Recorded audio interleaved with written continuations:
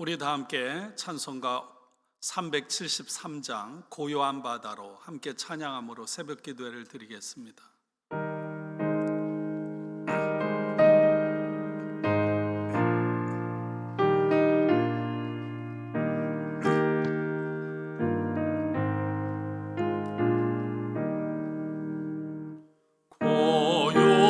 고요한 바다로 저 천국 향할 때 주 내게 숨통 주시니 참 감사합니다.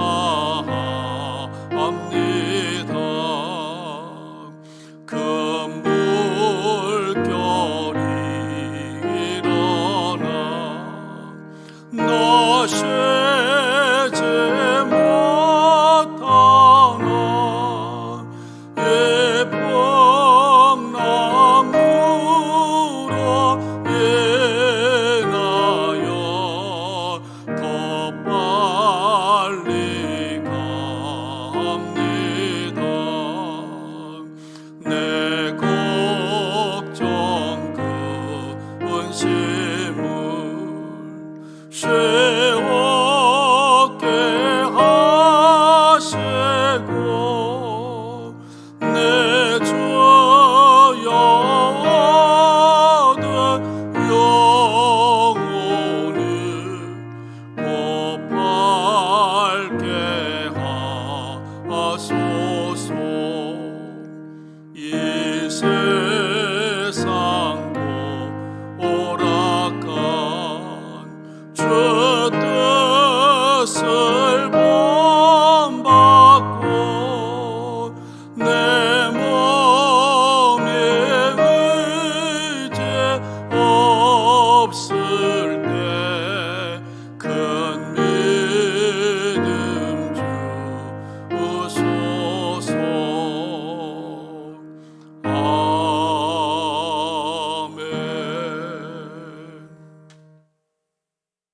오늘 우리들에게 주시는 하나님의 말씀은 데살로니가 전서 5장 1절로 11절입니다.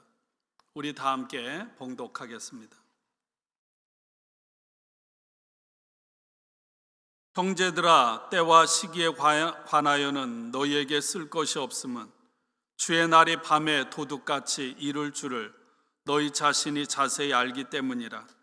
그들이 평안하다 안전하다 할 그때 임신한 여자에게 해산의 고통이 이름과 같이 멸망이 갑자기 그들에게 이르리니 결코 피하지 못하리라.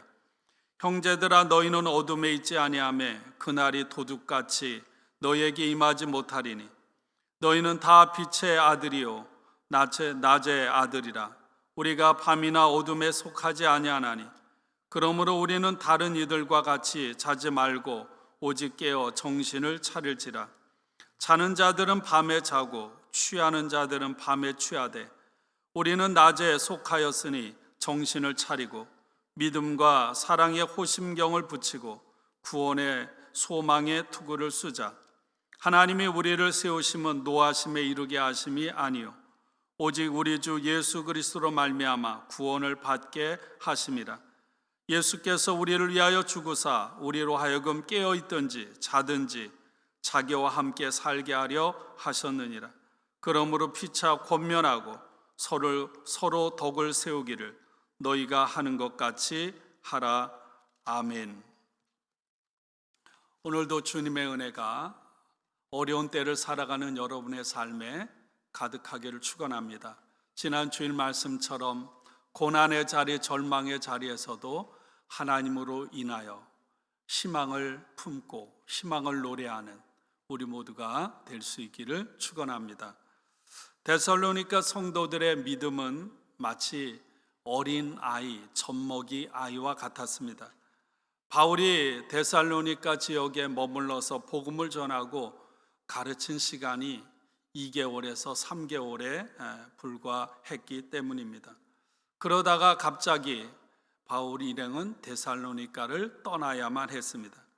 바울이 데살로니가를 떠난 후에 얼마의 시간이 흘러서 이 편지를 썼는지 알 수는 없지만 어쨌든 바울을 통해서 복음을 듣고 배운 것이 그들에게는 너무나도 부족했습니다.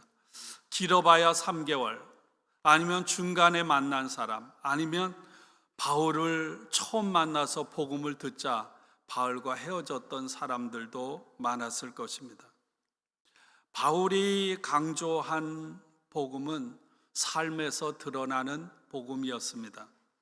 신앙인으로서 세상 가운데 하나님께서 원하시는 거룩한 삶, 구별된 삶을 살아가는 것, 오늘날 우리에게도 마찬가지겠죠. 바로 거룩하신 하나님의 성품과 하나님의 마음을 본받아 살아가는 것입니다. 그래서 4장 1절부터는 이렇게 말씀하고 있죠. 음행을 멀리하고 아내를 거룩함과 존중함으로 대할 줄 알아야 하고 하나님을 알지 못하는 이방 사람들과 같이 세욕에 빠져서는 안 된다고 권면했습니다. 그리고 형제 자매를 해하지 말라고 했습니다. 그것이 우리들의 삶을 통해서 우리의 믿음이 드러나야 한다는 것입니다. 그것이 바로 세상에 섞여 있지만 세상 사람들과 다른 거룩함입니다. 이어서 4장 13절 어제부터 오늘 함께 읽은 말씀은 종말에 관한 말씀, 주님의 재림에 관한 말씀입니다. 바울이 데살로니가 성도들이 종말의 시기에 대해서 자세히 알고 있다고 했습니다. 그런 걸 보면 바울이 데살로니가에 짧게 머무는 동안에 종말에 대해서 많이 집중해서 가르친 것 같습니다. 바울과 일행들 그리고 복음을 받아들인 사람들은 유대인들로부터 끊임없는 박해를 받았고 로마 제국으로부터의 상존하는 위협에 처해 있었습니다. 또한 문화적으로 데살로니가 지역의 문화는 성적으로 문란하고 도덕적으로 타락해 있었습니다. 그리고 복음을 받아들여 교회 안에 들어왔지만 데살로니가 교회 성도들의 삶도 그것과 별반 다르지 않았습니다. 제가 자라던 어린 시절 1960년대, 70년대 우리나라에서도 종말, 예수님의 재림에 관한 관심이 굉장했습니다. 일주일 동안 부흥회가 1년에 여러 차례 부흥회도 일주일 동안 진행되는데 대부분의 주제들이 요한계시록 또는 주님의 재림에 관한 것이었습니다. 그만큼 그 시대 상황이 살기에 녹록하지 않았다는 거죠. 현실의 고통 속에서 종말의 신앙을 통해서 희망, 소망을 갖기를 원했던 것입니다. 바울이 복음을 전하던 초기 초대교회 시절 기독교는 아주 극소수에 불과했고요. 사도들과 복음 전파자들이 선포하는 예수는 로마 제국의 사형 판결을 받고 십자가에 죽은 사람이었습니다. 그것이 복음 전파에 말할 수 없는 장애가 되었습니다. 그럼에도 불구하고 여러 나라에서 전쟁 포로로 끌려와서 노예 신분으로 살아가던 사람들이, 그리고 많은 가난과 어려움 속에서 살아가던 사람들이 이 복음을 통해서 위로와 소망, 희망을 갖게 된 것이죠. 지금 고통받는 이 현실, 지금 고통받는 이 세상에서 주님이 다시 오심으로 인하여 이 고통이 끝이 날 것이라는 그런 메시지였습니다.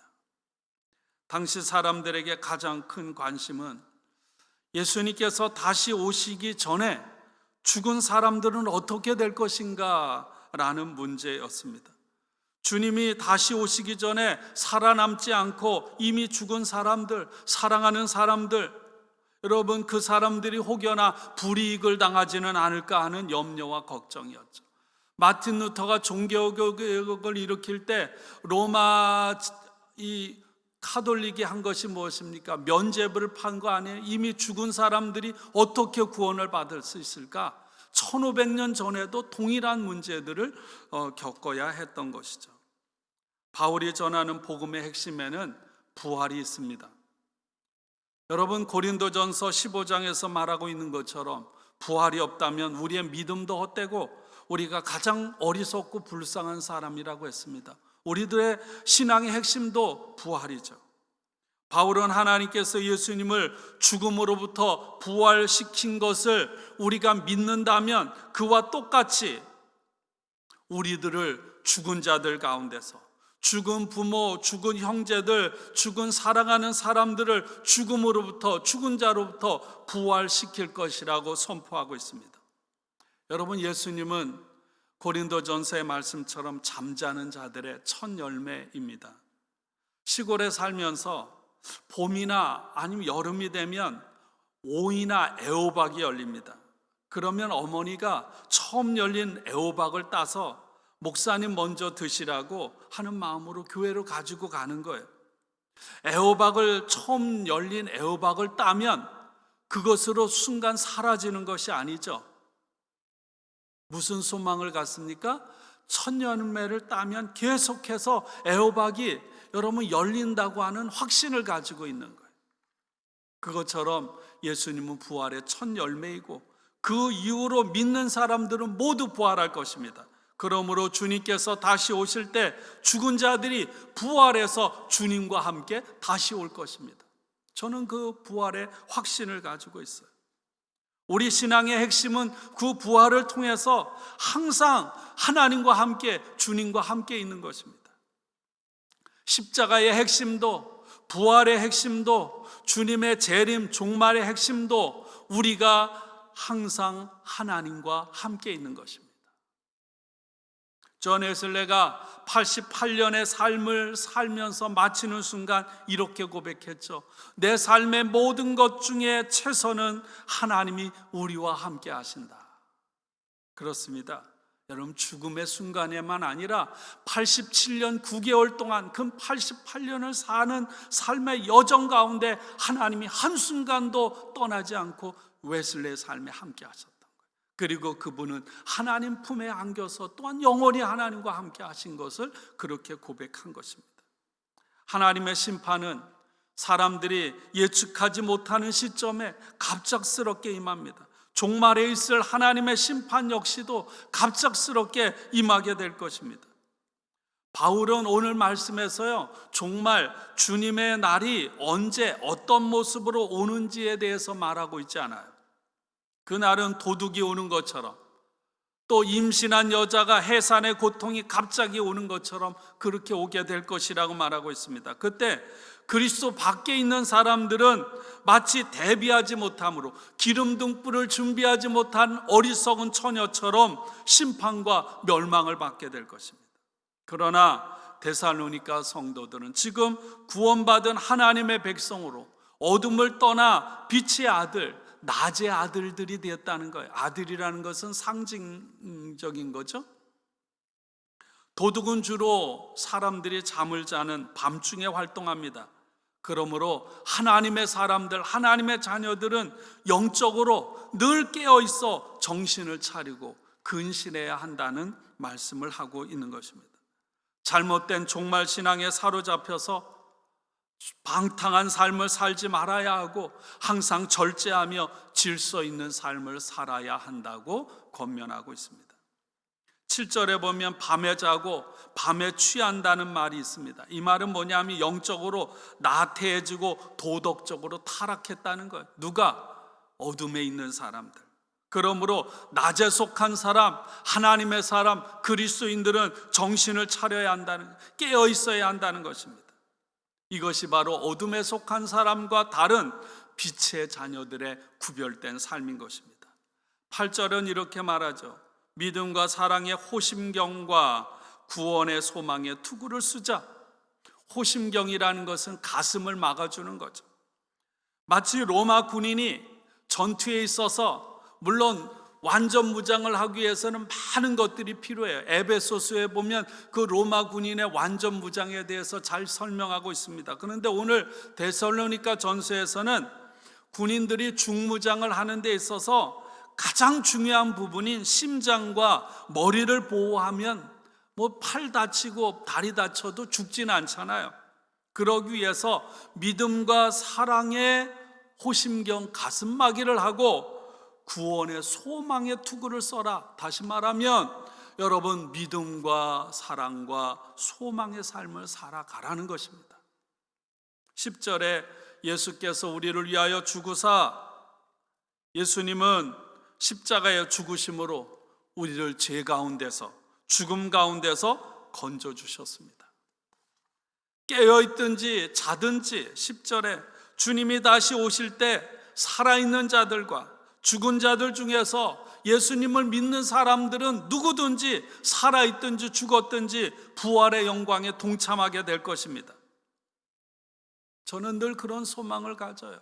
먼저 돌아가신 저희 아버지, 특별히 임종을 두 분 다 함께하지 못했지만 믿음으로 살아갔던, 그리고 우리를 사랑했고 기도해 주셨던 어머니, 저는 이 땅에 사는 우리나 하나님 품에 안긴 어머니나 함께 하나님의 품 안에서 살아가고 있다고 믿어요. 그리고 그 주님의 그날 다시 기쁨으로 만날 것을 늘 소망하며 살아갑니다. 하나님께서 믿는 자들을 선택하신 목적은 예수 그리스도로 말미암아 우리가 구원받고 영원토록 하나님과 함께 살게 하도록 하기 위함입니다. 하나님의 구원은 주님의 날에 최종적으로 완성이 될 것입니다. 근데 여러분, 주님의 재림 종말은 동전의 양면처럼 여러분 양면성을 지니고 있죠. 빛의 자녀인 하나님의 자녀들에게는 궁극적인 그런 회복, 승리, 영광, 구원이 완성되는 기쁨의 날이죠. 그러나 어둠에 속한 불의한 사람들에게는 가차없는 준엄한 심판의 날이기도 한 것입니다. 그러므로 믿음 안에 있는 사람들은 살아있든지 죽은 사람이든지 주님이 재림하시는 날 부활의 영광, 부활에 참여하게 될 것입니다. 그러므로 고난 중에서도 주님께서 다시 오실 그날에 대한 소망을 가지고 믿음의 공동체 안에서 서로 권면하고 위로하라고 그렇게 다시 강조하고 있는 것이죠. 어제 함께 나눈 이 데살로니가전서 4장 18절에 그러므로 이러한 말로 서로 위로하라고 했습니다. 그리고 오늘 5장 11절에 그러므로 피차 권면하라고 했어요. 위로라는 말과 권면이라는 말로 번역이 됐는데 헬라어로는 똑같은 단어를 사용하고 있습니다. 그리고 서로 덕을 세우기를, 이 말은 뭐냐면 집을 세운다, 건물을 세운다는 뜻을 가진 동사입니다. 건축자가 집을 세우는 것처럼 서로 세우면서 자라가라는 거예요. 서로라는 말로 번역된 헬라어는 원래 한 사람이라는 뜻을 가지고 있습니다.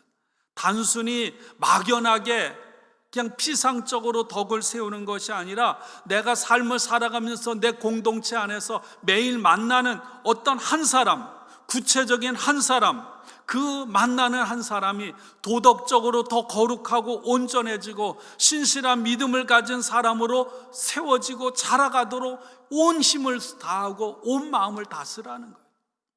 바로 옆에 있는 그 한 사람에게. 사랑하는 여러분, 주님이 다시 오실 것이라는 소망은 지금 매일매일 고난이 있지만 살아가는 우리들의 삶을 더 의미 있고 더 생동감 있고 가치 있게 만드는 근거가 되는 줄로 믿습니다. 그리고 우리들이 왜 어려움 가운데서도 서로 사랑하고 권면하고 위로하며 살아가야 하는지를 더 굳건하게 해주는 말씀인 줄로 믿습니다. 주님이 재림하시는 날 앞서 말씀드린 대로 우리는 모두 부활의 영광에 동참하게 될 것입니다. 영원히 주님과 함께 살게 될 것입니다. 그러나 동시에 주님께서는 지금 우리들이 살아가는 삶의 자리에서 지금 바로 미래가 아니라 지금 오늘 부활의 삶을 살아가도록 힘을 주시고 능력을 주심을 믿습니다. 또한 주님은 임마누엘로 우리들의 삶의 한순간도 우리를 버리거나 떠나지 않고 함께 하십니다. 주님이 오시는 그날까지, 아니 우리가 주님 앞에 서는 그날까지 매일 매 순간을 부활의 능력을 가지고 함께 하시는 주님을 힘입어서 거룩하고 권면하고 덕을 세우며 믿음의 공동체인 교회를 세우며 살아가는 그런 복되고 영향력 있고 아름답고 멋있는 그런 성도들이 되시기를 주님의 이름으로 축복하고 축원합니다. 우리 함께 기도하겠습니다. 오늘 주신 말씀을 마음에 새깁니다. 오늘 이 말씀이 우리 안에 들어와 우리를 위로하고 우리를 회복하고 우리를 굳건하게 세우고 살리는 능력의 말씀이 되게 하여 주옵소서. 날마다 주님을 소망하며 빛의 자녀로 부활의 소망 가운데 거룩하고 신실하게 또 누군가를 세우며 살아가도록 인도하여 주옵소서. 하나님, 키모테라피를 받고 있는 우리 사랑하는 사무엘 성도와 간호하는 로렌 집사를 위로하여 주옵소서. 또한 우리 탁길성 권사님에게 힘을 허락하여 주시옵소서. 삶의 곤고함으로 어려움 가운데 있는 성도들에게 하나님, 영원히 꺾이지 않고 쇠하지 않는 부활의 능력, 천국의 소망 허락하여 주시옵소서. 예수님의 이름으로 감사하며 기도하옵나이다. 아멘.